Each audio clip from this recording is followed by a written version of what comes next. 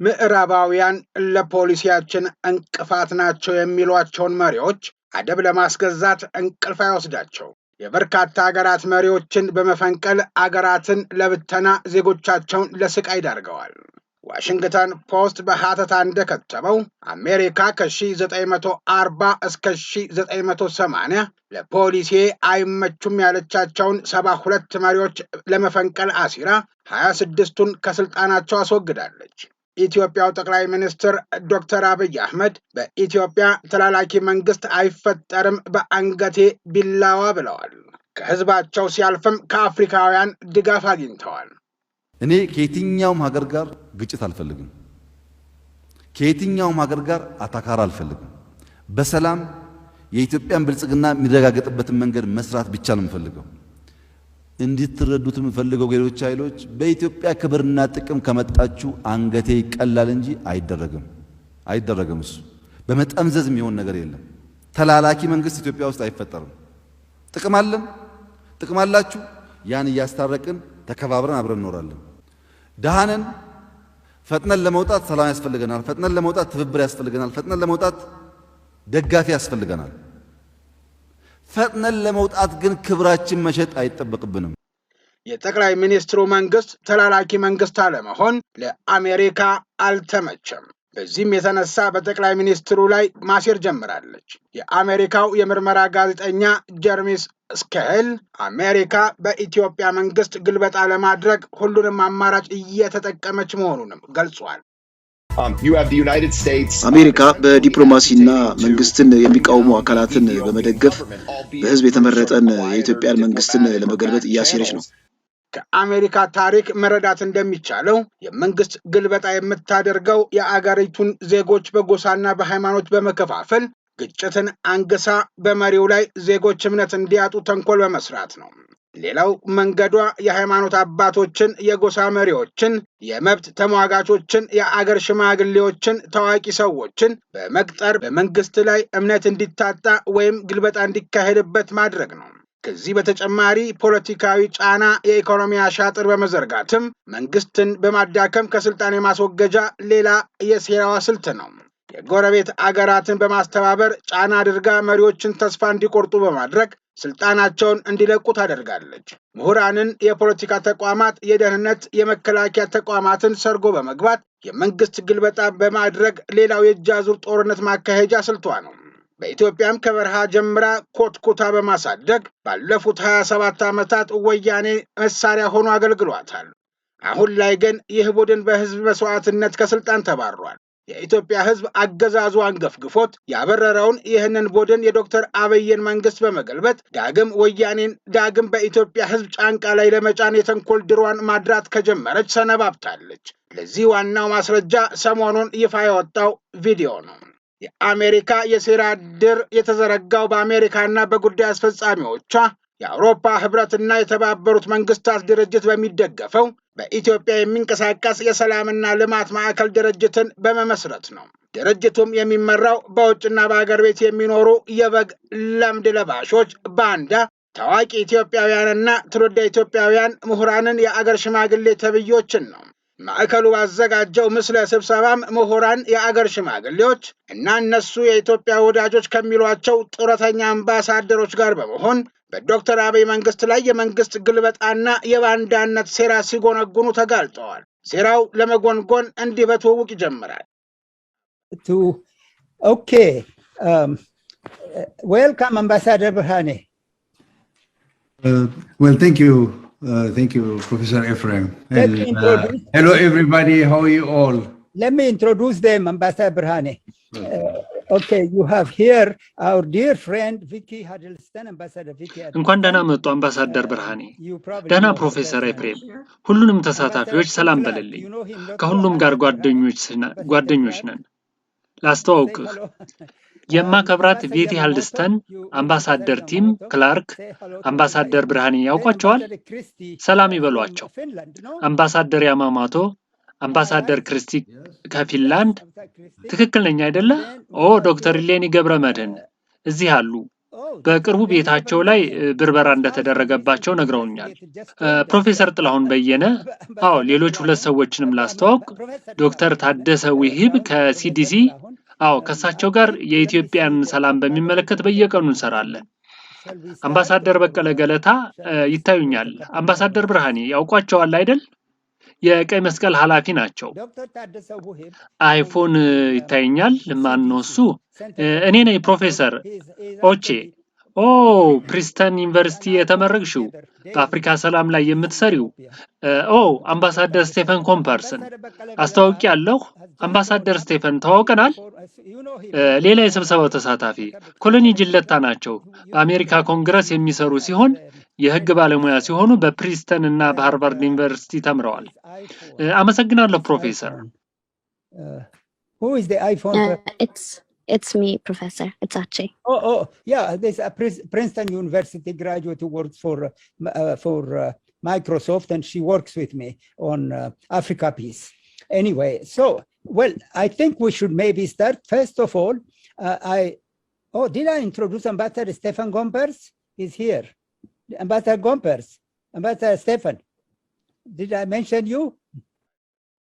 የምስለ ውይይቱን የሚመሩት የአገር ሽማግሌ ነኝ ባዩ ፕሮፌሰር ኤፍሬም ይስሐቅ በአሸባሪነት የተፈረጀውን የወያኔ የውጭ ግንኙነት ኃላፊ ነኝ የሚለውን አምባሳደር ብርሃነ ክርስቶስን በማንቆለጳጰስ በአድናቆት ያስተዋውቁታል።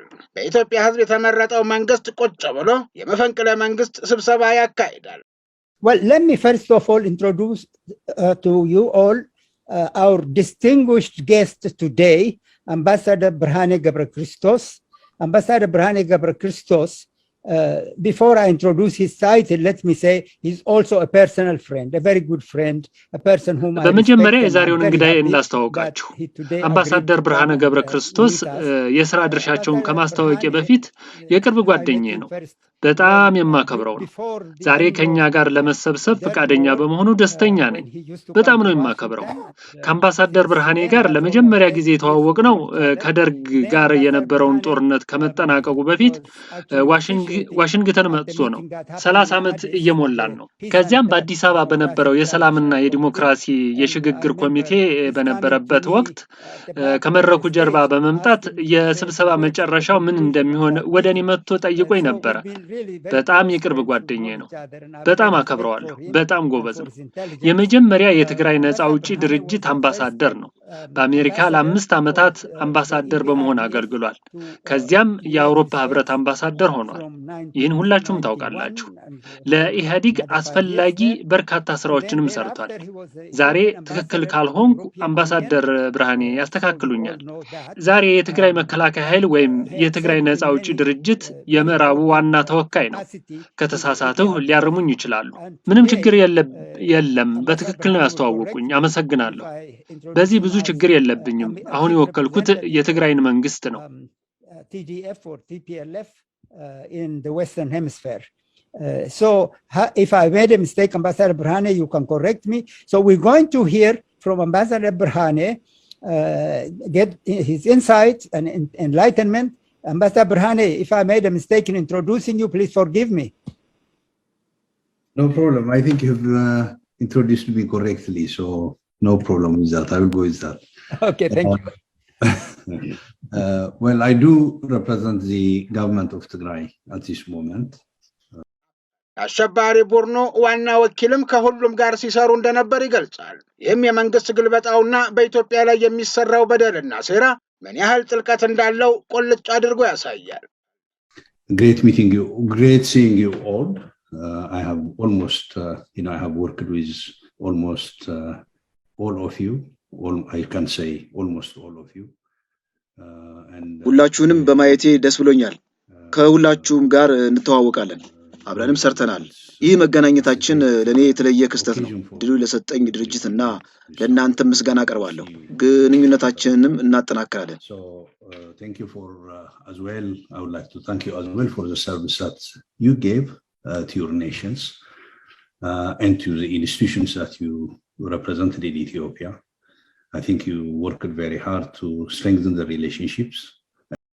ሁሉን ካላቦካሁት አይጣፍጥም የምትለው አሜሪካ በቀድሞ አምባሳደሮቿ በኩል በኢትዮጵያ መንግስትና በአሸባሪው የወያኔ ቡድን መካከል ለሚካሄደው የሰላም አማራጭ መንገድ እጇን ትሰዳለች። What do you think of the attempt by the African Union? በአፍሪካ ህብረት በኩል በቀድሞ የናይጄሪያ ፕሬዝዳንት ኦባሳንጆ በኩል እየተደረገ ስላለው የሽምግልና ጥረት ምን ታስባላችሁ? ምክንያቱም ቀደም ሲል ህብረቱ ብዙም ውጤታማ አልነበረም። ህብረቱን ቅሬታ ታቀርቡበት ነበር። አሁን በኦባሳንጆ በኩል እየተደረገ ስላለው ጥረት ምን ታስባላችሁ?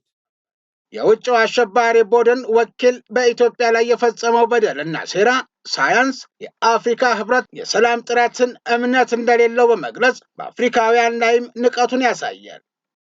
The Tigray government was not happy, I should say. The Tigray government has not been happy with the African Union. The African Union being in Addis. የትግራይ መንግስት አዲስ አበባ ባለው የአፍሪካ ህብረት ደስተኛ አይደለም። ህብረቱ ኃላፊነቱን አልተወጣም።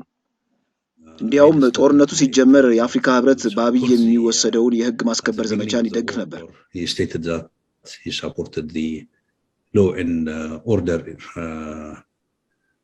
enforcement actions taken by Abiy. ኢትዮጵያውያን የፈለጉት ፓርቲና ወኪል በነፃ በፍቃዳቸው በአንጻራዊነት በፍትሃዊ መንገድ በምርጫ 2010 ሰልፎችን በማድረግ ከንጋት እስከ ምሽት ቆይተው መርጠዋል። በይፋም ቅቡል የሆነ መንግስት መስርተዋል። ቦታው ገብቼ መርጬ ፍጹም ሰላማዊ በሆነ መልኩ መርጬ ወጥቻለሁ። ቃሴ ግን በጣም ሰላማዊ በሆነ መልኩ የራሴን የምፈልገውን የወሰኑትን መርጬ ወጥቻለሁኝ። ምርጫው እኔ እስካየሁት ደረጃ ድረስ በጣም ፍጹም ዲሞክራሲ ነው ብዬ በራሴ ወስዳለሁ። በጣም ቆንጆ ነው። በጣም እግዚአብሔርን በጣም አይተንም የማናቀው ነው። እግዚአብሔር የተመሰገነ ይሁን። መጨረሻ አሳምረው በሰላም ነው። ምንም ችግር የለም። በሰላም ነው የወጣ ነው። ለኔ ተመችቶኛል። የምፈልገውን ነገር መርጬ ወጥቻለሁ። ያው እንደምትመለከቱት ህዝቡ በነቂስ ወጥቶ ምርጫውን እያካሄደ ነው። ምርጫውን ፍትሃዊ እንደሆነ የሚያሳይ ነገር ነው። በነጻነት ነው ሁላችንም መርጠን የወጣ ነው። ይሁን እንጂ ስለ ዲሞክራሲና ምርጫ በየሁነቱ ከኛ በላይ ላሳር በማለት ያዙን ልቀቁን የሚሉት የአሜሪካ አምባሳደሮች በህዝብ የተመረጠና እውቅና ያገኘውን መንግስት በወታደራዊ ጣልቃ ገብነት እንዲወርቅ ለማድረግ በአሸባሪ ቡድኑ ምክር ሲጠይቁ ተጋልጠዋል። Second question regarding the present situation. The US called for restraint in military operations. ሁለተኛው ጥያቄ አሜሪካ ወታደራዊ እርምጃ እንዲወሰድ ጥረት ብታደርግ የትግራይ መከላከያ ኃይል ምላሽ ምን ይሆናል? Called by the US. 27 ዓመታት በአሜሪካ ተጋልቦ ኢትዮጵያን ያስጋለባት የአሸባሪው ድርጅት ዋና ወኪልም ዛሬም እንደ ትናንቱ ተጋልቦ ለማስጋለብ አሜሪካን በኢትዮጵያን ላይ ወታደራዊ ጣልቃ ገብነት ብታካሂድ ደስታውን እንደማይችለው ይገልጻል። In regards to the second question is in regards to the US calling for restraints.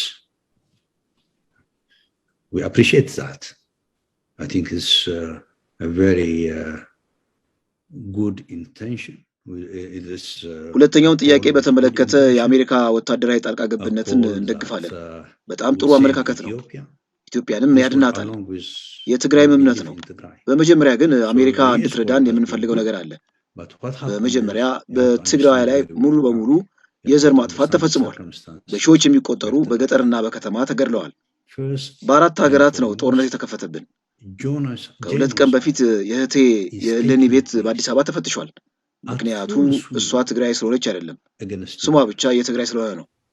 Yesterday or the day, a couple of days ago, I think.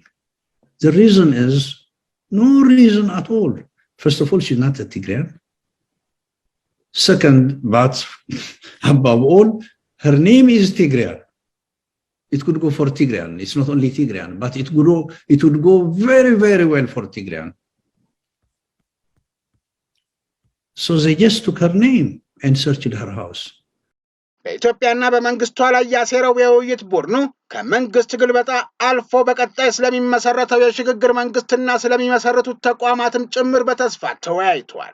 if the transitional government is put into place, what do you think you will do with the other? የሽግግር መንግስት ሲቋቋም ተቋማት ላይ ምን ታደርጋላችሁ? ለምሳሌ ፓርላማው የሪፐብሊካኑ ፕሬዝዳንት የኔጥሩ ጓደኛ አምባሳደር ሳህለወርቅ ዘውዴ የምርጫ ቦርድ የመጀመሪያ ጥያቄ ነው። ከኤርትራው ፕሬዝዳንት ኢሳያስ ጋር ምን ለማድረግ አስባችኋል? How are you going to deal with Eritrea and Isaias, your good friend Isaias? አሸባሪው ቡድን ዋና ተወካይ ለአሜሪካ አምባሳደሮች ደሃ በህልሙ ቅቤ ሲጠጣ ያድራል እንደሚባለው በቀጣይ ሁሉንም ተቋማት በማፍረስ እንደገና አዲስ የሽግግር መንግስት እንደሚያደራጅም ገልጿል።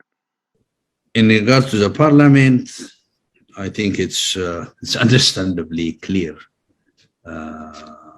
Such parliaments that has been coming up with such decisions. ፓርላማውን በሚመለከት ግልጽ ነው። በዚህ ሁኔታ የሚወሰነው ፓርላማ ተቀባይነት የለውም። የሚኒስትሮች ምክር ቤትም ተቀባይነት የለውም። በሌላ ይተካል። ይህን ስላችሁ ትግራይ ሙሉ በሙሉ የመቆጣጠር ፍላጎት የላትም። ለቀጠናውና ለሀገሪቱ ሰላማዊና አካታች የፖለቲካ ሽግግር እንዲኖረው ነው የሚፈልገው። Tigray does not have the intention of taking power and dominating and so on. These are illusions. There is no interest of doing such things. የውይይቱ ተሳታፊዎች የአሜሪካ አምባሳደሮችም ችግር ፈጣሪውን አሸባሪውን ወያኔን በጉያቸው አቅፈው በርታ ግፋ እያሉ የዶክተር አብይ መንግስት የችግር መንስኤ መሆኑን ይገልጻሉ። ዶክተር አብይ አገሪቱንም ወደ ምስቅልቅል እንዳስገቧትም በማንሳት ይከሳሉ።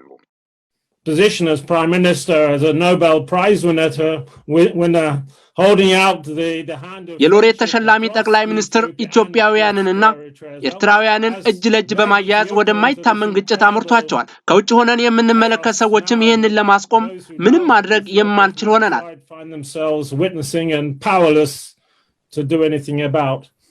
የአሸባሪው ተወካይም ኢትዮጵያ እንደተከፋፈለች በማንሳት የሀገሪቱን ገጽታ ያጠለሻል። የሀገሪቱን ችግር ለመፍታት ምንም መፍትሄ እንደሌለ በማንሳትም ዓለም አቀፍ ማህበረሰቡ በዶክተር አብይ ላይ ጫና እንዲያደርግ ጥሪ ያቀርባል። Ethiopia is today divided. Ethiopia is today fragmented. ኢትዮጵያ ዛሬ ተከፋፍላለች። ኢትዮጵያ ተበጣጥሳለች። ኢትዮጵያን እጅግ የከፋ ቅራኔ ውስጥ ነው ያሉት። የቅራኔው መጠን ልገልጽላችሁ አልችልም። የማይታመን አይነት ነው። የሀገሪቱ መሪዎች ቀንና ማታ ቅራኔ ነው የሚሰብኩት። ፓርላማው፣ ሚዲያው በቡድን ሆነው በተለያየ ጎራና ቋንቋ የሚያሰራጩት መልእክት ከፋፋይ ነው። በሀገር ውስጥ ችግሩን ለመፍታት ምንም ተስፋ የለም። ዓለም አቀፉ ማህበረሰብ ችግሩ እንዲፈታ ግፊት ማድረግ አለበት። I don't think you would care anymore about the local constituency. ኢትዮጵያውያን ግን አንድ በመሆን ባሉበት ሁሉ የውስጥ ባንዳዎችንና የውጭ ሀገራትን የእጅ አዙር ቅኝ ገዢዎችን በጋራ በቃ በማለት ከምንጊዜውም በላይ አንድነታቸውን አስጠብቀው እየታገሉ ነው። የአድዋ ልጆች መሆናችንን ረስተው በአገዋ ሊያስፈራሩን ሞከሩ።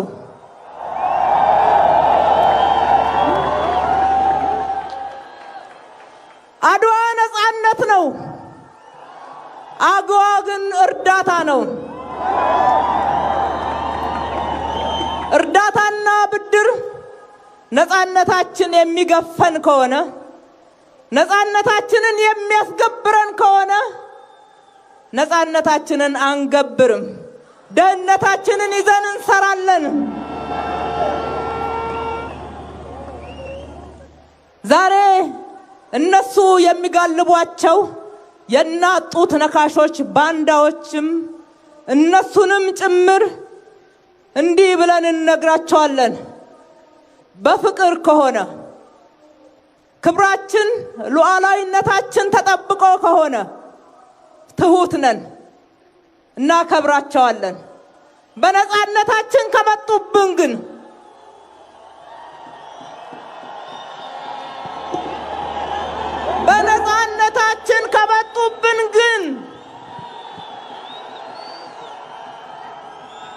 ባንዲቷ ሀገራችን ኢትዮጵያ ከመጡብን ግን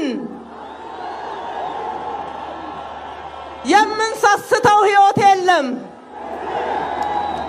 የምንሰስተው ንብረት የለም። የምንሰስተው ጊዜ የለም። የምንሰስተው ጉልበት የለም። አንድ ነን። ለኢትዮጵያዊነታችን፣ ለሀገራችን ግዛት አንድነት፣ ለክብራችን፣ ለነጻነታችን፣ ለሉዓላዊነታችን እንዳንድ ልብ መካሪ፣ እንዳንድ ቃል ተናጋሪ እንደምንቆም እንነግራቸዋለን።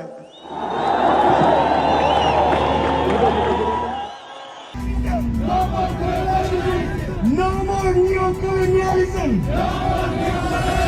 No more tribalism. No more tribalism. USA! Stop doing crimes in the name of humanitarian aid. የቀድሞው የአሜሪካ አምባሳደር ዶክተር አብይ የእጅ አዙር የቀኝ ግዛት ሐሳባቸው ተገዢ ያለመሆኑን በሚያሳብቅ መልኩ አብይ የሚነግሩትን አይሰማም ሲል በጡፈት ይገልጻል። የቀድሞው የአሜሪካው አምባሳደር ዶክተር አብይ የእጅ አዙር የቀኝ ግዛት ሐሳብ ተገዢ ያለመሆናቸውን በሚያሳብቅ መልኩ አብይ የሚነግሩትን አይሰማም ሲል በጡፈት ይገልጻል። የአሜሪካን የውጭ ጉዳይ ሚኒስቴር ወደ አፍሪካ ቢመጡም አሸማጋይነታቸውን አለመቀበሉ አስቸጋሪ መሆኑንም ያነሳሉ።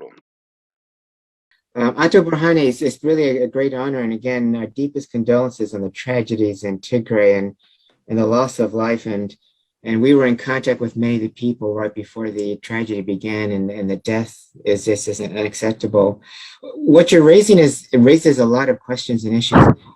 And in some ways, I don't really disagree with you, and that is that will Abiy actually change? Will he negotiate? Will he actually move forward and cut off his dependence on Isaiah and others? And that's really hard. አቶ ብርሃኔ በጣም አክብሮታለሁ።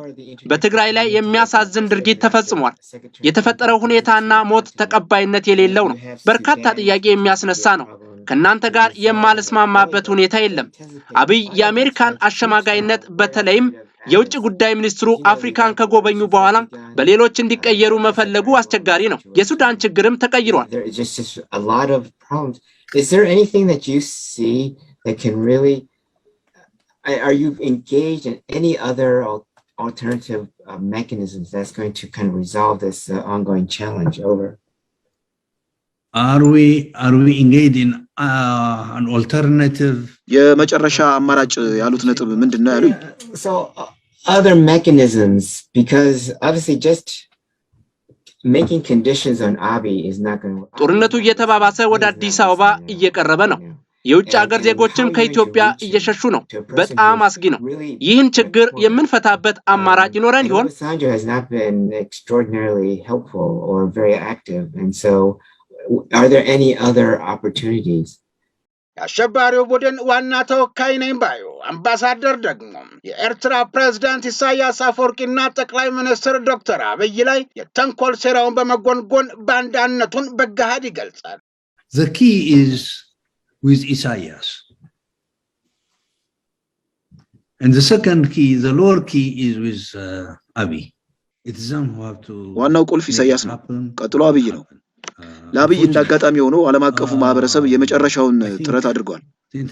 አብይ ትክክለኛውን ነገር እንዲያደርግ መክሯል፣ ደግፏል፣ አበረታቷል። አብይ ከዚያ ውጭ ነው።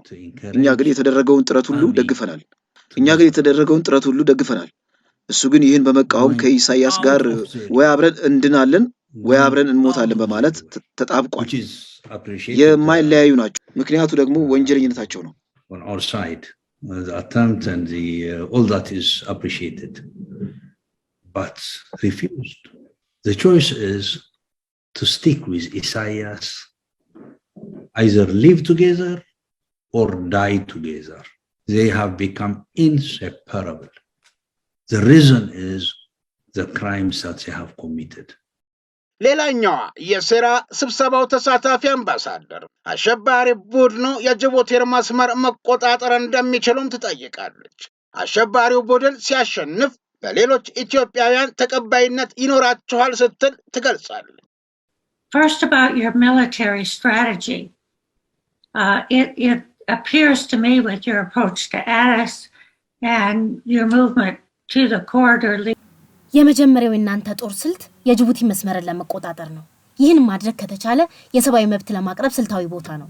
ሁለተኛው ጥያቄ የትግራይ መንግስት በደቡብ ባለው የሀገሪቱ ክፍል ተቀባይነት ይኖራቸዋል ወይ ነው። The second question is, I think I worry because, you know, the Tigrayans, yourself and the leaders in Tigray have been very effective. ተወካዩም በትግራይ ህዝብ ዘር ማጥፋት እየተፈጸመ መሆኑን በማንሳት የምስራቁ ኮሪደር ቢከፈትላቸው ደስታቸውን እንደማይችሉት ይናገራል። ግን አቅም እንዳጠራቸው በመልሳቸው ያመላክታሉ። The Western corridor to open humanitarian access definitely would have loved to do that because it gives us a lot of advantage. One, relieve people from genocide. የምስራቅ ኮሪደር ቢከፈትልን በጣም የሚያስደስተን ነው። ዜጎቻችን ከዘር ማጥፋት የምናድንበትና በርካታ አማራጭ ያለው ነው። ትላንት ማታ ከመቶ ያላነሱ ዜጎች ተገድለው ተከዜ ውስጥ ሬሳቸው ተወርሯል። ይህ ዘመናዊ ዘር ማጥፋት ነው። በተደጋጋሚ አድርገውታል። ይህ በምዕራብ ትግራይ የተደረገ ነው። ዜጎቻችን ከሁመራ አካባቢ መታደግ እንፈልጋለን። ሆኖም ግን በወታደራዊ ምክንያት ወደዚያ መጠጋት አንችልም። ዋናው ዓላማችን ከትግራይ በማስወጣት የዘር ማጥፋት እንዳይካሄድ ማድረግ ነው። እያደረግን ያለነው ከዘር ማጥፋትና ከበባ ማስወጣት ነው። ምክንያቱም ከበባው በምግብ እጥረት ዘር ያጠፋሉ። From genocide. However, this is a military theater, military affairs.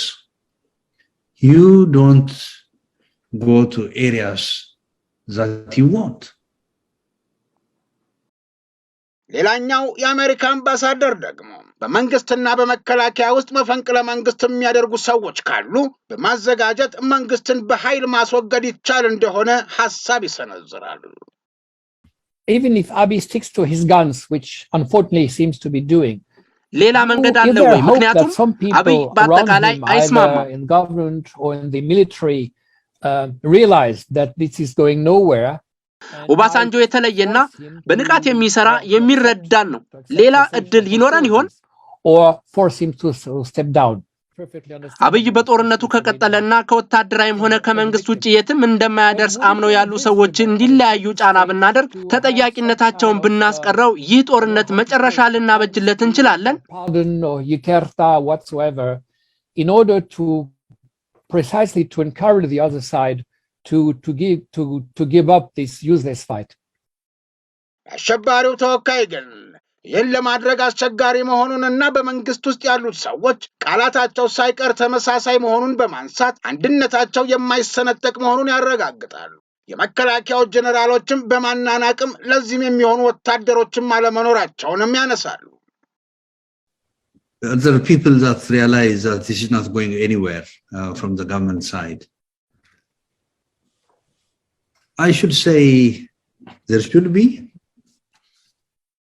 but very, very few. The atmosphere is, you know, how can I explain that? If I may refer, በመንግስት ውስጥ ያለ አይመስለኝም። በጣም ጥቂት ሊኖሩ ይችላሉ። ሁኔታው እንዴት ማብራራት እንደሚችል አላውቅም። በሰዎች መካከል ያለው ትርክት ተመሳሳይ ነው። በፍጹም ልዩነት የለም። ቃላቸውም ተመሳሳይ ነው። ህዝቡ በማዕበል ነው የተነሳው። ህዝቡ ከተወሰነ ዓመት በፊት የነበረው ማገናዘብ አሁን የለውም። በፍትሃዊ መንገድ አያስቡም። በአንድ ቋጠሪያ ውስጥ ያሉ በሚመስል መልኩ ነው ልክ እንደ ንጉሳቸው የሚያስቡት። ከዚህም በላይ በኢትዮጵያ የተለየው ነገር ጠቅላይ ሚኒስትሩ ሙሉ በሙሉ በኢሳያስ ቁጥጥር ስር ናቸው። በጦር ውስጥ ያሉት ጀነራሎችም ብቃት የላቸውም። Some that you knew few years ago, talking to them today, you see that most of them have lost their sense of balance. They think about the kings that they come from. They don't see beyond that. In the military, to be honest with you, I don't see any anything coming out of it. There are generals, but you don't have soldiers. You don't have even officers. And the generals are in many aspects meaningless, incompetent, and so on and so forth.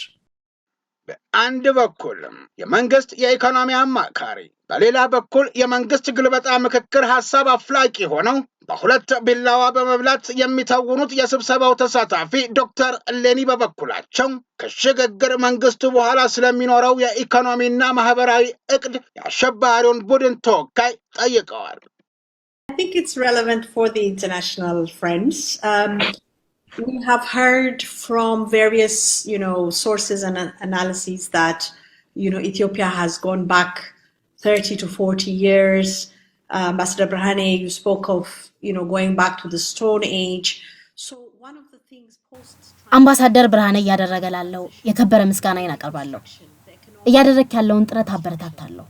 ለዓለም አቀፍ አጋሮቻችን የሚያስፈልገው ከተለያዩ ምንጮች እንደምንሰማው ኢትዮጵያ ወደ ኋላ 30 እና 40 ዓመታት ትመለሳለች የሚል ነው። ከድንጋይ ዘመን ለመውጣት በሽግግር ወቅት ኢኮኖሚውን መገንባት አስፈላጊ ነው። አምባሳደር ብርሃኔ የማርሻል ፕላን ማዘጋጀት ያስፈልጋል። አምባሳደር ኢትዮጵያ ከ4 ዓመት በፊት ወደ ነበረችበት ለመመለስ እቅድ ማዘጋጀት ያስፈልጋል። ሁለተኛው በሽግግር ወቅት ከፖለቲካል በተጨማሪ የማህበራዊ መስተጋብር ግንባታ ያስፈልጋል። በዚህ ላይ ያንተ ምልከታ ምንድነው? በተጨማሪ የማህበራዊ መስተጋብር ግንባታ ያስፈልጋል። በዚህ ላይ ያንተ ምልከታ ምንድነው? Arrangement and prior to that the provisional administration that you described, what in your view would be also a plan for the social reconstruction, the fabric that has been completely torn apart? የሽብር ቡድኑ የውጭ ዋና ተወካይ የኢኮኖሚና የማህበራዊ እቅድ ማዘጋጀታቸውንና ከኢትዮጵያ አጋሮች ጋር በመሆንም እንደሚሰሩ የህልም እንጀራቸውን አውርተዋል። As friends of Ethiopia and as people who understand Ethiopia, I think you will put all your efforts to make this happen in regards to the Marshall Plan in particular. So it's been worked out. That's what I can say. ከኢትዮጵያ ወዳጆች ጋር በመሆን ማርሻል ፕላን እናዘጋጃለን። ይሁን እንጂ ውስብስብ ነው። ማህበራዊ ተቋርነው ከፍተኛ በመሆኑ ትክክለኛ ጥያቄ ነው። ባለፉት 3 ዓመታት ዜጎች የራሳቸውን ክልል በመመስረት የመላየት ፍላጎታቸውን በከፍተኛ ሁኔታ አንጸባርቀዋል። የመላየት ፍላጎቱም አይታመን ነው። መፍትሄው ቁጭ ብሎ በግልጽ መወያየት ነው። To have opinion of independence. They desire to be independent, to have independent states. የአሸባሪው ዋና ተወካይ ነኝ ባዩ አምባሳደር ብርሃኔ የኢትዮጵያና የኤርትራ መንግስታት የትግራይ ህዝብ እንደዘረፈና የዘር ማጥፋት እንደፈጸሙበት ያለምንም ማፍራት ለተሳታፊዎች ይገልጻል። የወያኔ ቡድን ወንጀልን በሌሎች ላይ በማላከክም የሌሎችን እንባ በማልቀስ ከተጠያቂነት ለመዳንም ይጥራል።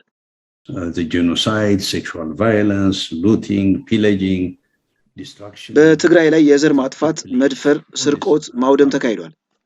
ትግራይ ያደረገችው ይህን ማስቆም ነው። ያ ሁኔታ በዚያ ሊቀጥል አይችልም ነበር።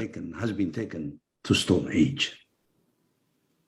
It is literally nothing that exists, sir. የወያኔ አሸባሪ ቡድን በኦሮሚያና ሶማሌ አዋሳኝ በአፋር በአማራና ኦሮሚያ ራሳቸውን መከላከል የማይችሉ ህፃናትን ሴቶችና አረጋውያንን መድፈርና መግደል ከሊጥ እስከ ፋብሪካዎች መዋቅር ዘርግቶ መስራቁን የቡድኑ መገለጫና የአደባባይ ገመና ነው።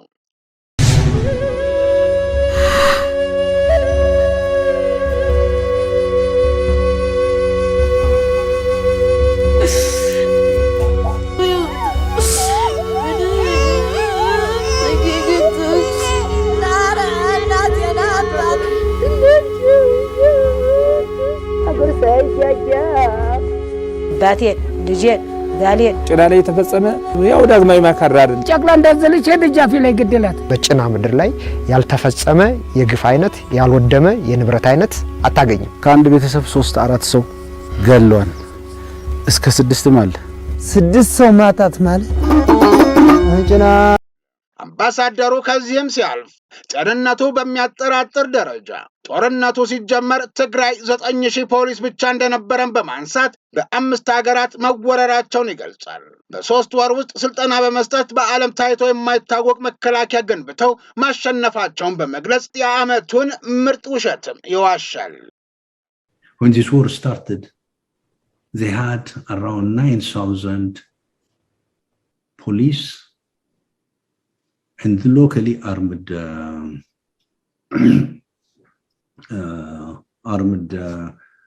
farmers and so on that would serve the local administrations as volunteers and as police. So totally they had 9,000. That's what they had. General Sarkan has as well stated that. So it's 9,000. ጦርነቱ ሲጀመር 9000 ፖሊስ ብቻ ነው የነበረን። ሌላው የታጠቁ አርሶ አደሮች ነበሩ። ይህን ጀነራል ጻድቃንም አስቀምጦታል። ጦርነቱ የተካሄደው ከ5 ሀገራት የጦር ኃይል ጋር ነው። ትግራይ የጦር ኃይል የገነባችው በ3 ወራት ስልጠና ነው። ይህ ለኔ በጦርነት የተለየ ታሪክ ነው። የተቋቋመው መከላከያ ኃይል የ4 ሀገራትና የ1 ክልልን የሚዋጋ ኃይል ነው የገነባ ነው። ከዚያም በኋላ ጠቅላይ ሚኒስትሩ የ10 ክልሎችን ልዩ ኃይል ጨምረው ወቅተውናል። ግን አልሆነም። አሁን ላይ የኢትዮጵያ መከላከያ ኃይል ተበታትኗል። በዚህ ወቅት ያለው በጣም ጥቂት ፐርሰንቱ ብቻ ነው ያለማጋነን። በአሁኑ ወቅት የመከላከያ ሰራዊቱ ያልሰለጠነና ገበሬ ሞልቶ ነው የሚዋጋው። አንዳንዶቹ ተዋጊዎቹ መጥረቢያ ይዘው ነው የሚዋጉት። It's a small percentage that they have at this time. It's not exaggeration. The army that we have at national level is full of farmers, ill-trained farmers that were given arms to fight. In some cases, farmers and young people coming with machete. It's a kind of army that Ethiopia has at this time. እውነታው ግን ከጦርነቱ በፊት ከ250 ሺህ በላይ መደበኛ ሰራዊት በርካታ ሚኒሻ ማደራጀታቸውና መከላከያ ሰራዊትን በድንገት ሌሊት በተኛበት ማረዳቸው ነው። ከጥቃት የተረፈው መከላከያ ሰራዊት መልሶ ጦርነት በመክፈት 3 ሳምንት ባልሞላ ጊዜ ውስጥ የተመኩበትን የሰራዊት አደረጃጀት ወደ ዱቄት መቀየሩና እነሱንም ወደ ጉሮኖ ከቷል። At this time, the TDF is in northern Showa, crossing all the Amhara area and getting into the Oromo land. አሁን የትግራይ ኃይል የአማራን ክልል አልፎ የኦሮሞ መሬት ላይ ደርሷል። ያለምንም ማጋነን በሁሉም ቦታ ከፍተኛ ድጋፍ አለው። ያለ አማራና አፋር ህዝብ ድጋፍ ይህን ቦታ በፍጥነት መቆጣጠር አይችልም። ይህም የሚያሳየው መከላከያ ኃይሉ ምን ማድረግ እንዳለበት የሚያውቅና ስልጡን መሆኑን የሚያረጋግጥ ነው። You can see even the speed of movement. The type of support is immense, I should say, because the TDF has been disciplined, they know what they are doing. እውነታው ግን በሁሉም የሀገሪቱ ክፍል አክንትፍ ተብሎ የተጠላ ቡድን ሲሆን ደግሞ ይህን ቡድን ላለማየት ኢትዮጵያውያን ሁሉ እንደ አንድ ልብ መካሪ እንደ አንድ ቃል ተናጋሪ ሆነው ከሊቅ እስከ ደቂቅ እየታገሉት ነው።